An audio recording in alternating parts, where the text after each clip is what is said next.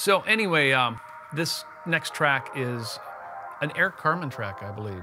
Eric Carmen. Who'd have thunk that we'd be doing an Eric Carmen track? And I remember saying that we were going to do this song, much to the chagrin of some people, going, "Uh-oh, yeah. Break out the cheese cutter." Yeah, yeah, the fromage plate. But I got to be honest with you, I've always loved this song.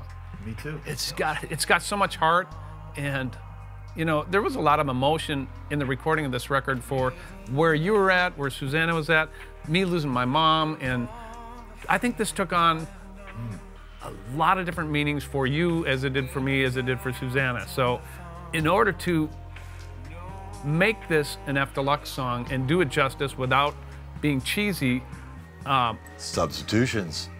We did that. That's part of the. But here's the cool thing we got to do, and that was include Claire Fisher's son, Brent Fisher, in this. And we played this piano demo for him, right? Yeah. He came over and he was like, "What if you do this on there?" And that little exchange that we were playing, he was reaching over my shoulder and I'd reach over his shoulder, and we would be tag team championship of the world trying to get the best changes for this thing. And he brought so much harmonically to the party. Yeah, and did a unbelievable string arrangement, and I think that's a version of just the string arrangement alone that should someday surface, right? Now let me take you down the road here. So we had a huge orchestra on this right here at Hollywood in the other room here, and at the very end of this thing, Oliver, because of the way this album was shaping up, you were concerned about. I was concerned that that we had this amazing string arrangement, and it was piano and strings, but I felt like we hadn't, in some ways, taken it anywhere. You know, we still had a very straight sort of representation of this song. You know, great vocal, great string arrangement, piano, but that's kind of what the original was. Yeah. And I felt like. I felt in some ways, you know, we could take some more chances, and felt like it was worth doing. So you said, I want to propose something to you. Hear me out on this. Right. And you hired.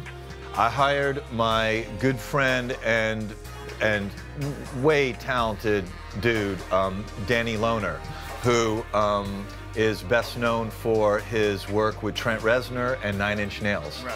And who would have thought fDeluxe and 9 Inch Nails? Yeah. And I know that, you know, Danny's wheelhouse is coming up with really dark, moody, interesting soundscapes. Yeah. I mean, one of the things he does really well. And I just thought, what would it be like to have a more modern, interesting track against this orchestra, you know, and against this really straight pop song. Dude, I was absolutely prepared to hate this. Too, you were prepared to hate this, and I was prepared to have you hate it. Yeah. But I pushed for it, and I really wanted to have Danny take a swipe at it, and he felt it instantaneously. Yeah, and yeah, I mean, what he brought to the party just, I think, you know, transformed it. At least in the way that I was hoping to hear it. And like I said, I think the version that we had also needs to get heard, because it was. Will. Yeah, but yeah, Danny, you killed it, man. Yeah, I'm now a huge Danny fan for sure. No, he did such a cool treatment of this. I think it fits as an art piece on this record perfectly, and more so than the way that I was originally hearing it. So yeah. So that's All by Myself.